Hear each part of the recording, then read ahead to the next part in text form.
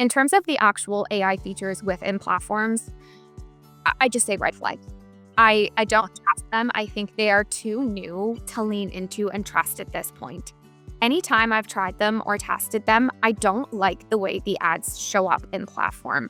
Your headlines are in weird places. Your primary text is cut off halfway through. It's adding music that, it doesn't make sense for the brand. It doesn't make sense to the business.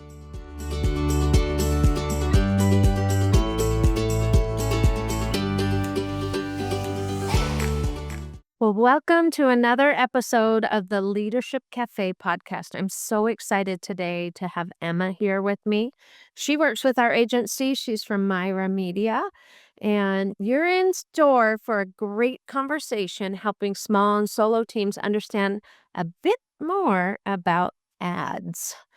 So I'm going to tell you a little about Emma first. She's got a decade of marketing experience, including 6 years focused on performance media. And when she says she delivers campaigns that don't just look strategic, but actually work, she really means it because she works with all of our agency clients and with our agency. And even just yesterday, I saw a campaign that had a cost per click of less than $1. It's like that hardly happens in the world today, and it takes a lot of expertise. Her approach is collaborative and transparent. She knows that strategy isn't something you just set once and leave, and I can attest that Myra Media definitely is a collaborative partner for us. We have clients that are in a panic.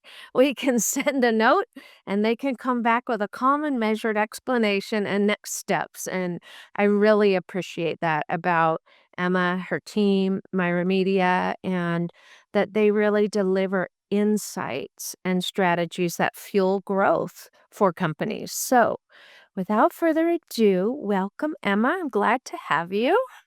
Thank you so much. Hi, everyone. I'm so happy to be here today and really looking forward to the conversation we're about to have. Yes, and we have our mugs. There's clink for the beginnings. Cheers. That mug, tell us a little about that mug. You told me why it's special to you, and I love the story, so I want to include that. Yes, one of my amazing friends and clients across all walks of life at various agencies, Steph McDonald, actually made this for me. She has a small pottery business based in BC, and she does amazing pottery work and ships all over the world. So we can be sure to link her Instagram as well after the podcast. Sure, yeah, we'll add it to the show notes. Amazing. That's the thing I love about this Leadership Cafe podcast is we're the boss. We own this cafe. We can talk about everybody freely, and we do. And that's really what this podcast is all about is resources and ideas and help for small and solo teams, small businesses, nonprofits, rural health, anybody that is looking for advice and support in their journey on marketing. Or leadership. So I'm excited about this. So tell us a little bit about just kind of give a scope of what Myra works on, and then we'll dive into some of the specific questions for today. Yeah, absolutely. My business partner, Ashley, and I started Mira Media almost 2 years ago now. We really focus on basically every type of industry you can think of. We have clients all the way from tech software based in the UK to really small local physio shops based here in Halifax, Nova Scotia, Canada. We like to work with all walks of life. And personally myself, I spent many years working primarily just in software based out of the US. And it's great, but it is nice to have some variety. So we really try to work with a variety of clients. We have some higher education and, budgets of all sizes and clients in all and shapes of life. We have some that are business owners that are kind of hands on the ground day to day. We have others that are more in a partner capacity. And we also work in more of a marketing director, fractional CMO, and collaborate with really types of different business owners, different expertise levels in a marketing landscape. Some people come to us and have 20 years of marketing experience, and if they're very, very advanced in their skill set. Others come to us with a vision, an idea, and a really strong business, and they have no marketing expertise. So the type of experience we deliver is very tailored on the client that comes to us. We are huge components of empowering the clients that we work with and educating them so they not only feel confident and trusted in the work we're doing, but they also can better inform themselves and better inform the next steps of whatever aspect of business they're working on to ensure that they're taking all the learnings we're providing them and passing them back to the team, whether it be a large product team internally or whether it be, your husband at dinner, if it's a small business you own, to kind of talk shop about what's working and how you can better inform your next steps in your business. That's so good, and I love that. I mean, literally, we have sent them ad campaigns that are shouldn't work at all. Very little money for some of our small nonprofits or whatever, and it's literally they mean it, any size budget, so That's such a misconception too, Sally, about marketing. I think a lot of people think you need to have this exhaustive budget and a ton of creative resources and a designer in house. You really just need a brand you feel passionate about and some messaging that you want to push to the world. Your business and your product can be marketable to anyone and to the right audience. It's just a matter of really sitting down, understanding the who, understanding what your offering is, and understanding what your differentiators are if you're in a competitive market. And if you're not in a competitive market, how can you continue to stand out and position yourself to the right audience as the primary choice? that's such great advice, and, eh, we're in the cafe, so I have to interrupt here for a second. No, that's okay. This is Tilly. She's not leave me alone. This is dog-friendly cafe. You can bring the other dog in. This is okay. Yeah, she will not stop scratching me, so I'm like, "I gotta do it." "Look at what's your dog's name? So cute." Yeah, he's my emotional support dog. He sits on my desk while I work, funny enough. Right How from funny. Well, this is dog-friendly cafe. yeah. This and this is her little blankie that she will stop hauling around. It's tattered. It's like a little child. She'll before bed, she has to find it and then take it to bed with her. It's hilarious. They're children. They're just, they're a little more quiet than a standard child, that's all. Ah, they're spoiled. They're spoiled for sure. I love that kind of lead in to any type of business because I even as a marketing pro for a long time, and I've worked for companies where our marketing budget was several million or a couple $1,000s for everything. And so I think that that misconception applies across the board, not just new folks or small owners. But I love that you brought that up because so many feel like I can't do ads because I don't have enough money. And I think the thing that I've learned over time, and certainly that you help us do, is setting up ads for success. So why don't you talk a little bit about maybe what are the important things? I know you said passion and a message you really want to get out. What are some of the other things that people need to consider if they're wanting to do some paid ads? Yeah. I think even leaning into what Boss Lady always echoes, your brand is always going to be the most important thing. That is at the forefront of everything. If you believe in your brand and you see a product market fit, whether it's a service business, you're actually selling a tangible item, you're selling online consultation.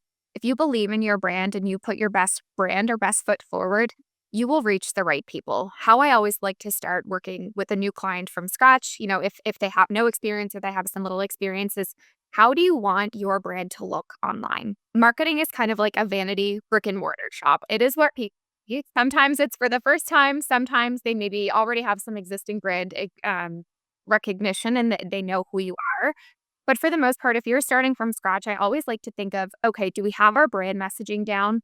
Do we have the brick and mortar store? Do we have the assets? Do we have the visuals? If not, that is where we need to kind of put some time and investment first is let's get those assets stood up. And when I say investment, again, the misconception is you need a really expensive creative team to get things up and running. That's not always the case. You don't need to go to market with 20 different assets. You need 2 to 4 really strong visuals or videos to put forward from your brand. From there, it's down to messaging. What do you want your brand to be represented as online?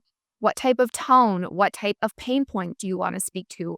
What, as you, of a business owner, are trying to put forward from a brand standpoint that you want people to see and understand about your brand? And from there, it's really down to understanding who, what, where, and how. So, where is your audience and how do they engage online? Are they online? Are they on a radio standpoint? Are they taking the same highway to work every day? Do they need a billboard?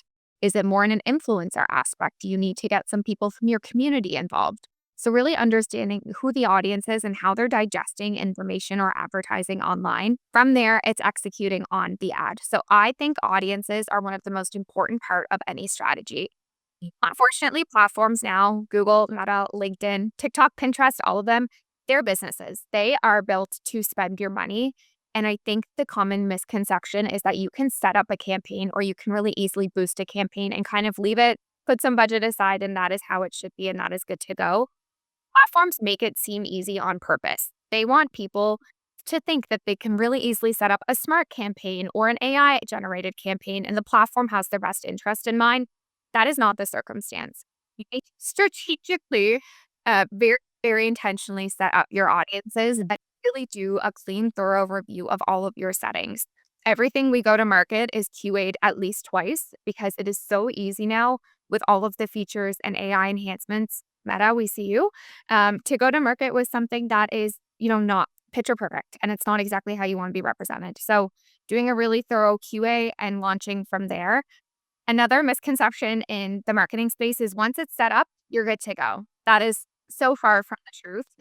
You need to be doing thorough optimizations. Whether you're on Google Ads, you need to be doing consistent search term reports. So, looking at the terms that are coming through, Google, again, they're a business. They are going to take profitability where they can from your campaigns. So you need to have a lot of control and a lot of safeguards across all of your channels and all of your marketing. So weekly optimizations, ensuring your pacing is kind of where it needs to be. You're not going under or over budget. And then also just feeding back data to your team. So, you can do testing if you have 4 product messages or 4 ideas or 4 pillars of a brand aspect. You can go to market with all of those, and the data can tell you exactly what people are resonating well with. And you can lean into that and pivot away from what is not working. Not everything is going to resonate with your audience. And that is just the hard truth. And sometimes it takes a little bit of learning and testing to really find the sweet spot.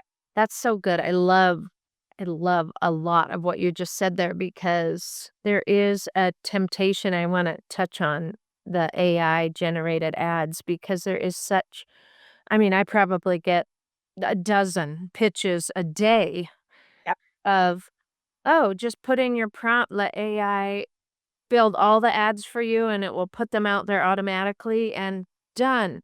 Easy peasy. And yet, those are the exact kinds of things that as a business owner, I've lost the most amount of money on because they are not dialed in. So just I'd love to just get your take or opinion on some of the AI generated ad platforms that are out there and have you used them? Do they work?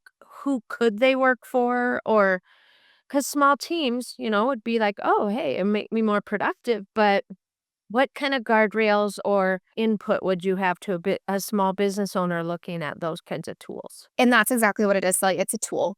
It is not the end all be all. It is not the end state. It is a resource. I use AI, my team uses AI. I know your team uses AI. It really is a powerful tool, especially when you have small and nimble team, or even if you just need wordsmithing. I use personally AI very often to help me understand audience behavior. So it is a really great research tool. Research can be very expensive. I'm sure you've, invested in some of your large organizations, but it's very expensive to get research. And AI is an incredible tool to quickly understand if you have a direct question. But again, the caveat is the information that AI is feeding you back is only as good and credible as the information that is online. And as we know, some sources online aren't credible. So I always say it's a grain of salt, right? It is a tool, it is a resource, it is not the final state. So we use it often for research. I use it a lot for ad copy support. It's not to directly copy, it's to give you ideas. I always come to it with like, I have this idea. Can you help me wordsmith it? Can you help me finesse it a little bit more? I don't like the way the end of this tone sounds. Can you make it and spin it a little bit more positive? So I love using it for ad copy support and then also competitor research. I'd say 99% of clients are going to have competitors that they're likely keeping an eye on. If they're not, they should be. So it can also give you a really good understanding of what your competitors' online verbiage and presence looks like. And you can also compare it against yours. Even if you're trying to evaluate tools for your business or you're trying to evaluate what your weaknesses are against your competitors, it can really easily help you identify those pillars and help you inform your strategy moving forward. But again, I lean on it for research, ad copy support, and then also, again, how are my competitors online and how can I look at them? In terms of the actual AI features within platforms, I just say red flags. I don't trust them. I think they are too new to lean into and trust at this point. Anytime I've tried them or tested them, I don't like the way the ads show up in platform. Your headlines are in weird places. Your primary text is cut off halfway through. It's adding music that, it doesn't make sense for the brand. It doesn't make sense to the business. So yes, they're making it seem like, oh, we're going to enhance. If you do this, it's going to improve your click-through rate. It's going to reduce your cost. Again, all of these platforms are businesses. The way that they are showing these features and platform, it's marketing, but they make it hidden, right? They have multi-billion, cajillion dollar budgets, and they have massive teams that really can hide these features from like a marketing standpoint and make them seem like they're there to help you and guide you and support small teams when they're actually doing the exact opposite. That's so good. And I've heard others, and certainly for our own team, AI can help make your story better, but it cannot write it for you.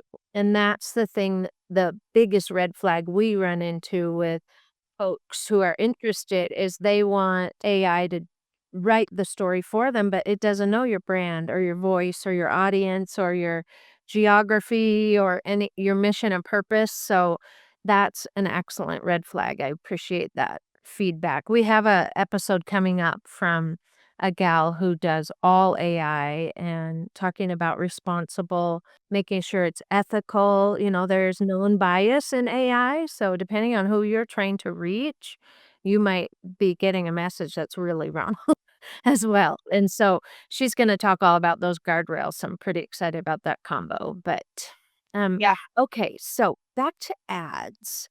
What what kinds of if somebody's starting out brand new, how do they know where? A lot of people think they just have to go to Google pay per click or something like that. But how do you decide what is the right platform for you to be advertising on? Yeah. I usually start directly by asking the client, who's your current customer? Is it a 25-year-old that is interested in skincare? Is it a 45-year-old male that needs support with car parts? Is it a software engineer that needs some support in their day to day with ticket help? So it's really first, who is your audience? And from there, we then go into looking at research tools. We dive into their online consumption behavior so we can see actually what platforms are they spending their most time on? Is it Reddit? Are they spending all of their time on Facebook? Is it Instagram? Is it TikTok?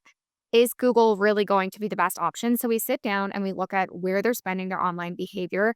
Oftentimes it is Google. Like that is usually a great starting point for a lot of businesses, but it's not always. Oftentimes we're seeing now the social platforms kind of being at the forefront, especially from a budget standpoint. Meta is much more efficient than something like Google Ads, where you're in a lot of saturated space. You're competing with some big players at times, and your cost per click is going to be sometimes 10, 15, 20 times higher than what you would see within Meta.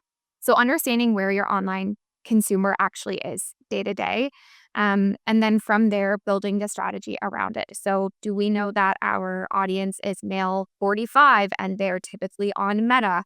Okay, well, what else about them? Are your customers usually interested in X type of job title? Are they usually sport fanatics? Do they read the news every single day? So, from there, then you can layer on additional demographic, geographic, technographic behaviors to hone in as much as you can.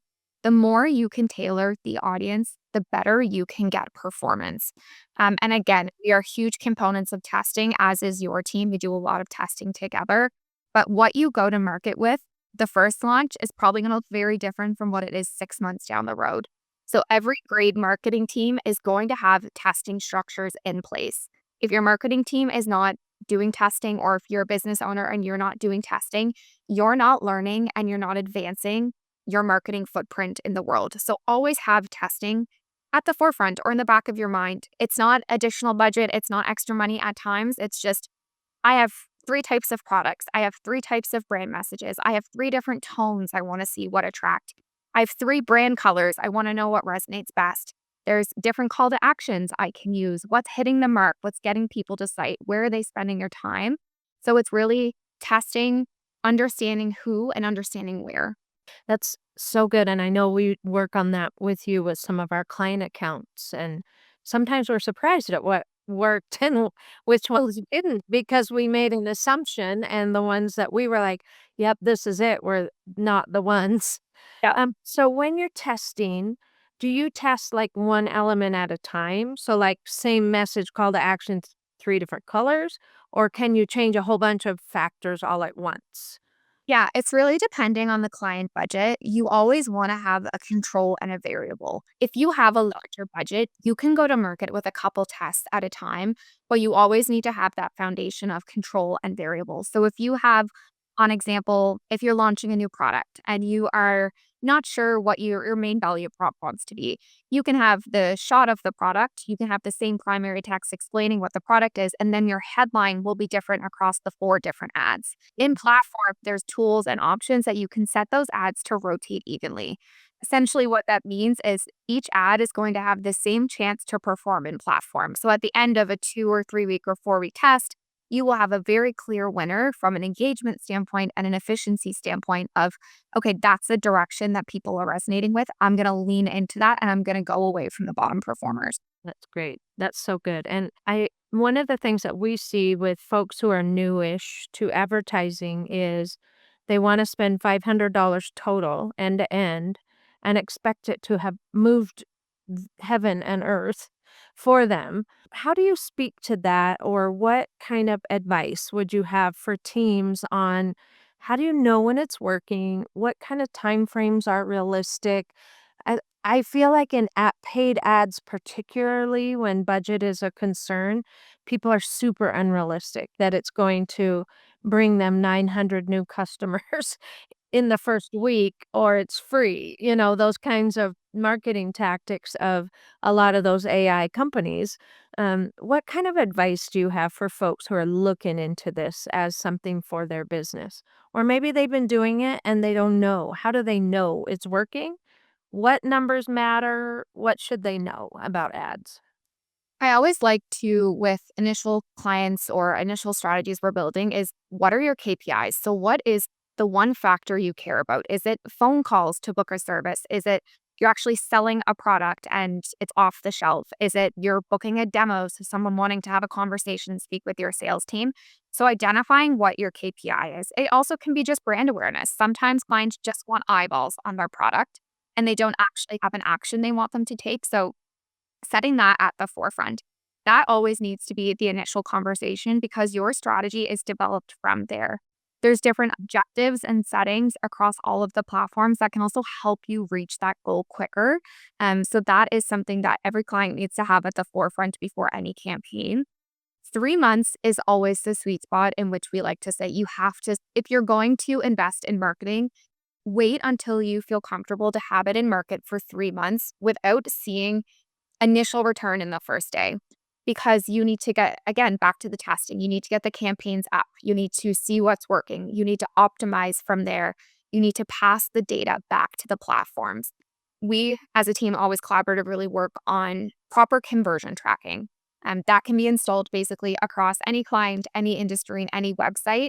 Once you can train the algorithms across Google or Meta or LinkedIn towards your conversion tracking, again, it could be any type of action, you can then better inform upcoming weeks, upcoming months, upcoming years with that data. Because the more we can pass back to the channels, hey, this is my converting audience. These are the people I want to reach, optimize toward that, the smarter we can train the algorithms. That is really where the secret sauce in AI and algorithm learning lies within these platforms. And that is really refined and has been a core offering across all of them. The better you can train your algorithms and your conversion data, the better performance you can get. Realistically, that's not going to happen in the first 2 weeks, the first 4 weeks, the first 6 weeks. You may see volume come through, but not enough to feel confident that the algorithm knows exactly what you're trying to do. Sure.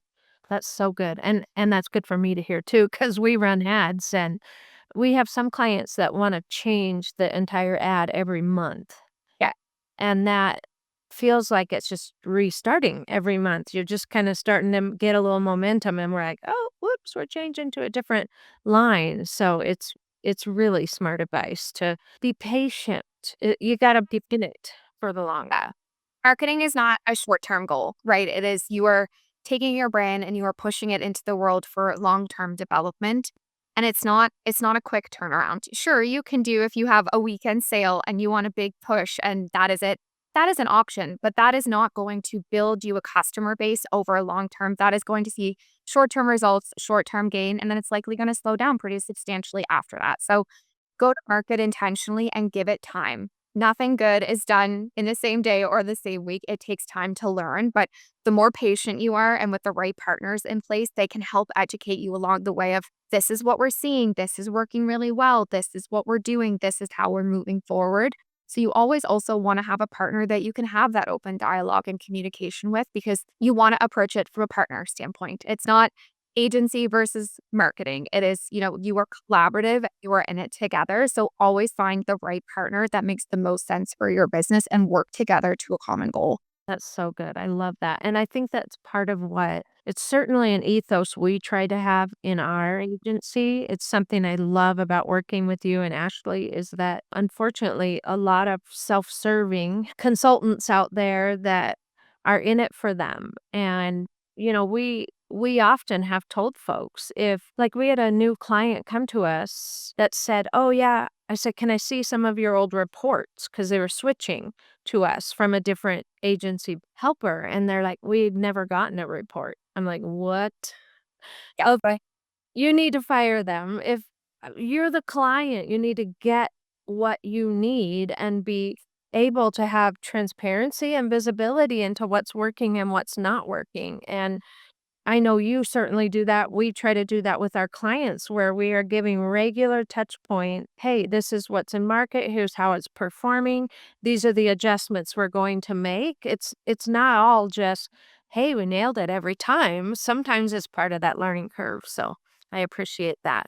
Interview your agencies, interview your marketing partners. Like ask the hard questions. It is meant to be an interview process. You are not they will sell you the world, but I ask the hard questions. Ask what reporting looks like. Ask what communication looks like. Ask how bad news is delivered. Ask how good news is delivered. Because again, you want the transparency. You want visibility into everything. When it's your hard earned dollars and it's your marketing budget, you want to know how it's being spent and how things are improving or how things are being strategized to pivot if they're not working the way that they need to be. So trust your partner, but shop. Look for the right people and, make sure that you're working with a trusted agency or partner or, just the right person for your business. Yeah, I love that. And I would add and evaluate performance. Just like Right. hiring a staff member, Yeah. you don't just hire them and say, "Okay, go." No.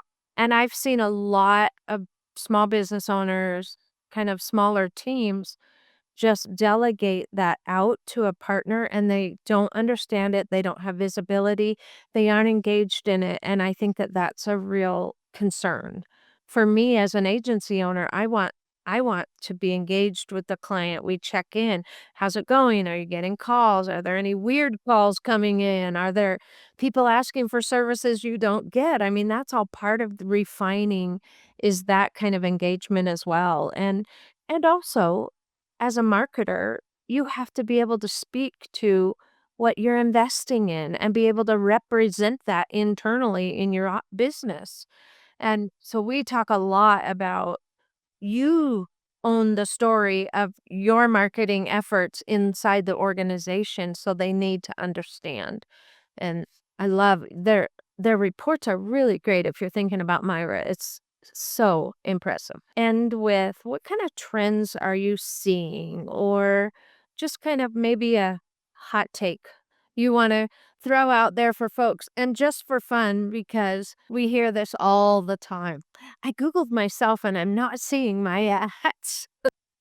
It's so funny. We get clients who are panicked that they aren't seeing their own ads, but I'd love to just hear kind of your final thoughts about this and maybe some trends that you might be seeing or are looking at for the going into 26. I mean, that question about why am I not seeing my ads, I have answered that question for billion-dollar companies on the New York Stock Exchange, and their 65-year-old CEO is searching it and so defeated that he's not seeing the ad. You don't want to see your own ad. back to the conversation around training algorithms and training your conversions. If I am, we'll use the example of I'm looking for a plumber or I own a plumbing company and I'm always searching like MS Plumbing Company, MS Plumbing Company. I probably see my ads once or twice, but I don't want to click on my ad because then I'm personally paying for it myself. And if I'm searching and I'm not clicking on it, then I'm telling Google that, oh, I'm a tire picker, essentially. I'm not actually going to go through and convert or call or submit an email, or if it's content piece, I'm not going to download the content piece. So after a while, because we train the algorithms with proper conversion tracking, again, that's why conversion tracking and proper setup is so important. When you train your platforms and your campaigns the proper way, they will be able to identify who's actually in your audience and who is not in your audience. Over time, if you're always searching and you're not clicking or you're not converting, you'll stop seeing the ads. Sometimes it has nothing to do with budget. You can have $1 million budget in your campaign and, still have a ton of budget left for that day. And still, if you had previously searched and you haven't clicked, it's not going to show it to you. Same thing with Meta and same thing with LinkedIn. You want your marketing professional to have proper exclusion audiences in place. We're charged on a CPM, which is cost per 1,000 impressions, or we're charged on a cost per click basis. So I don't want to be paying for my team to see the ads or someone not in the audience. So it is always a good thing if you don't see your ads. Unless you fall within your ICP and you're marketing to a direct audience that is very similar to you and you are engaging and you are kind of going to convert on the products, then by all means, that's a good thing. But not seeing your ad is actually great. And that means your team is doing the optimizations in place that need to happen for you to maintain as much efficiency as possible within your campaign. Yeah, I'm like louder for the people in the back, right? It's good. Yeah, I get it. Like, I totally get it. I've searched myself for, so often on Google because you see, like, you feel proud of the work and you wanna see what you're showing up, like, online, and I totally get it. And what I always tell clients is, "I can show you what your ads look like." Like, if you just wanna see them and you wanna feel proud and you wanna know what your performance looks like online, I can take screenshots from a preview standpoint and show you exactly what that looks like. And I can also tell you, like, "We served 10,000 impressions this week. This is how many clicks you got." Don't feel scared about not seeing your ads, and your right partner will be able to help guide you and make you feel more confident that your campaigns are performing well to the right audience. You mentioned impressions. There's a lot of people who are like, impressions don't count. They're just vanity metrics. So what are the things that people should be looking at that to help them know if their ads are really being effective? Yeah. I mean, it goes back to the KPI conversation. So, what is the objective that you're trying to reach? We look at everything because honestly, all the data matters and it plays a part. Impressions do matter. I would say they're one of the lower important metrics because it's eyeballs. It's not an action, it's just a user seeing your ad. But in this world, everything is so saturated. We know it takes 8 to 12, sometimes more touch points for someone actually to take an action. So, those impressions do count. But metrics we always look at are click through rate. That is essentially when someone sees your ad, the likelihood of them actually going through and clicking on it. That helps us understand engagement. We can use it against benchmarks. We can see what type of creative or message is working well for you. Cost per click, that is how much you're paying to get your user to do an intended action, whether it's going to your site, it's filling a form, it's something along those lines. That is something you want to look at because from an efficiency standpoint, you want to ensure every ad dollar is going to the right click. So are there ways we can optimize? Are there ways we can get it down? Are we feeling comfortable that we can scale it a little bit higher? Are you in a very competitive space and your cost per click is higher because you have 10 of your local competitors bidding on the same term? So, cost per click is very important also from a competitive standpoint. And then lastly, you're going to look at things like conversion rate. So, when a user gets to site, what is the likelihood of them taking the action you want? Cost per conversion, how much are you paying for that user to take that action? And then overall conversion volume. And those are kind of the primary metrics that we look at. Of course, there are others like views and view rate, but those are the fundamental things that you can look at and really optimize your campaign in the most efficient manner. And that's so good. I appreciate that balanced measure because if you have a million impressions and zero conversions, there's a problem. So Absolutely. don't get too enamored with one over the other. No. And they all work together, right? Like your click-through rate plays into your cost per click, your cost per click plays into your conversion rate. So it's a funnel, and each step you can get more efficient by improving this step before that. So they all speak to one another, and it's a matter of just knowing, again, finding the right partner, making sure they have the expertise to optimize your campaigns, that every metric can and should be improved and optimized over time. That's so good. I love that. I love that. Well, where can people find you if they want to learn more about Myra and about you and Ashley and your team and the work that you do? Yeah, absolutely. We have a fantastic team. We are globally. So we have some folks in North America and some folks, we are a remote first team. So we are online. You can find us at myramediaagency.com. Find us on Instagram at Myra Media Agency. But yeah, we really are trying to educate users across our social platforms. We try to push as much educational and know how content to empower people. You don't have to work with us, but we still want to educate the world because, marketing is a business at the end of the day. And the more we can inform and empower like minded business owners, small business owners, marketing directors, the more we can educate and inform and work together, the better we can drive performance, create a really well oiled and professional marketing industry. There's so much AI now, there's so many people claiming to be professionals when they're not. So just find the trusted partners, lean into the education and the proper resources when you can find it. Listen to the podcast, do your research, but really, yeah, we are here to help and answer any questions at any time. Sure. And I'll just add that Emma's part of the Leadership Cafe online community as well. And you're welcome to share that education in there because that's really the whole point is to help empower and inform and educate and support small and solo teams. So if you aren't part of the Leadership Cafe, join us and you get all the goodness there. Yeah, and it's leaders like you, Sally, in the space that I think are breaking the silos of what marketing can and does look like. Like it's not always a cutthroat competitive industry. We are here to uplift and empower and educate and support one another in a collaborative manner, and creating resources like Leadership Cafe is really the things we need to be doing more of, and sharing our knowledge and teaching one another. So thank you for creating that safe space for professionals. I appreciate that. I've even when I worked in the resort industry, I collaborated with the local competitors. And by two or three or four of us working together, we got in one quarter two front page of the New York Times travel section articles.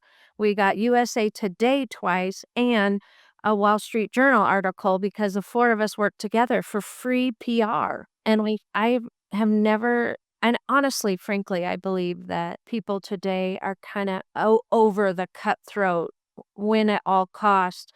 My success at your at your demise, I think that approach is losing its allure. So it's smart to collaborate, have smart people. I've done marketing for 20, 25 years. I don't know enough about advertising to try to do it myself, which is exactly why we have Myra on board because it changes so often and you can't possibly be an expert at everything all at once. So for me, I'm keeping my focus on strategy and leadership and mentoring, and I'm going to hire brilliant partners to help me do the rest. And I love that approach in marketing. I think it actually saves you a lot of money in the long run. I agree. We do the same thing. Our team only focuses on paid media and paid media only.